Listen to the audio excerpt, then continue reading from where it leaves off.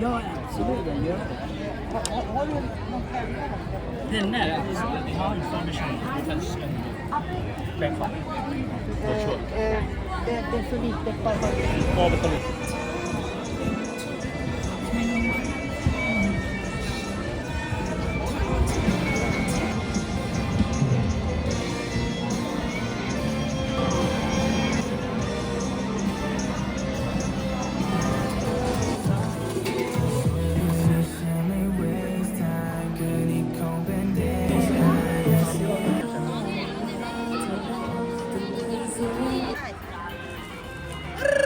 Welcome to Thailand, everybody!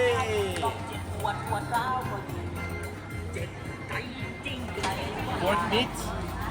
This is beef. And this is also pork. And squidward chicken. Then we have papaya salad and yam nam, which is like pork with fried rice ball. En sallad med fläsket här. Okej. Är det starkt eller? Nej, man gör det, man lägger chili. Kan man smaka lite? Kom på bröd. En box sticky rice. อันนี้สั่งน้ำโค้กสองที่เหรอ เดี๋ยวจะถ่ายแม่ก็เดี๋ยวจะถ่ายคนต่ำด้วยคนต่ำบ้าง พี่หมวยนี่เราจะเอาอันไหน เอาแล้วเอาวางไว้แล้ว ระวังโต๊ะใส่ตีนนะนี่ใส่เนี่ยบอกใหญ่บอกจืดบอกพริกบอก เรื่องใส่บะเกียร์ เห็นแม่บอกว่าเอาลาบอะไรด้วย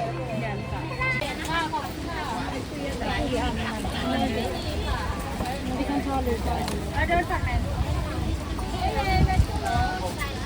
ได้แล้วลูกได้แล้วอันนี้น้องก็ต้องใส่ข้าว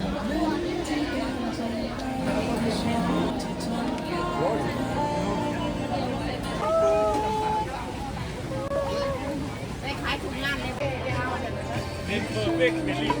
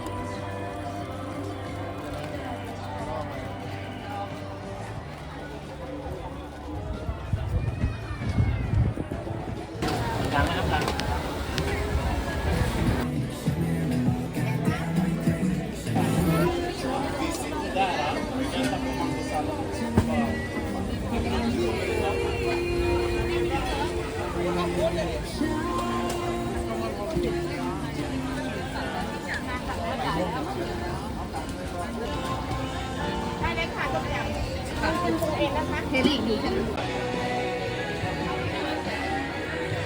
อันนี้2 อัน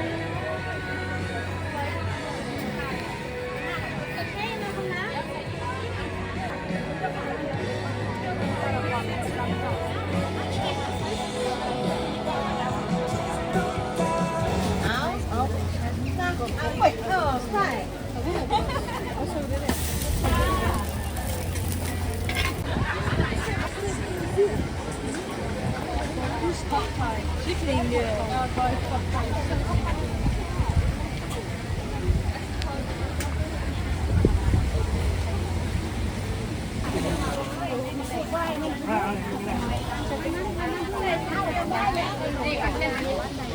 มันก็เยอะสำหรับหนูเป็นคนไทยมันก็เยอะอยู่นะถ้าเป็นคนไทยเราใครว่าไม่เยอะหนูว่าเยอะอยู่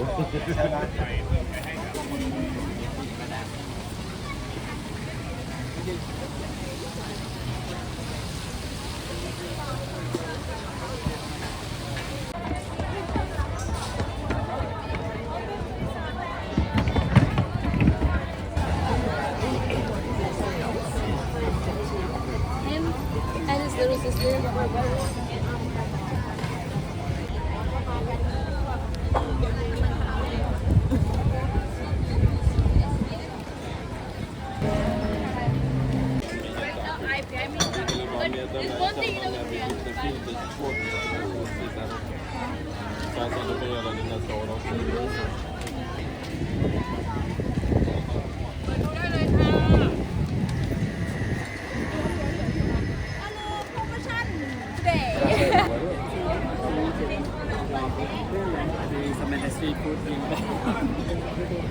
Ja, precis.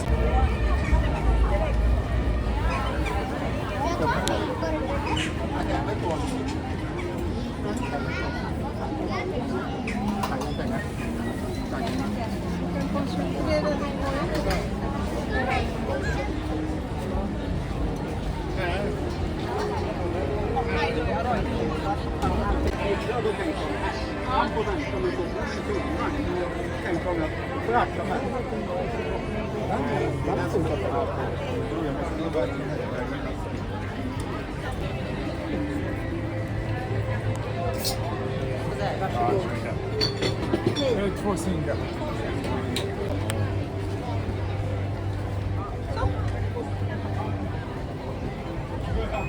Vet du om de visar fotboll ute?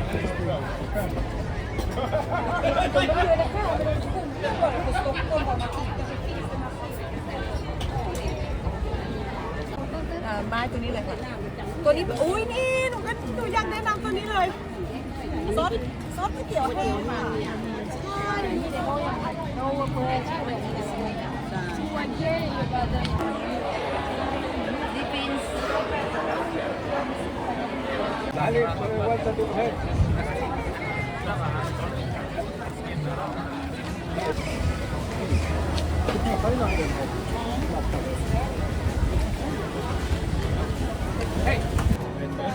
Där vi beställde den här paj-färg.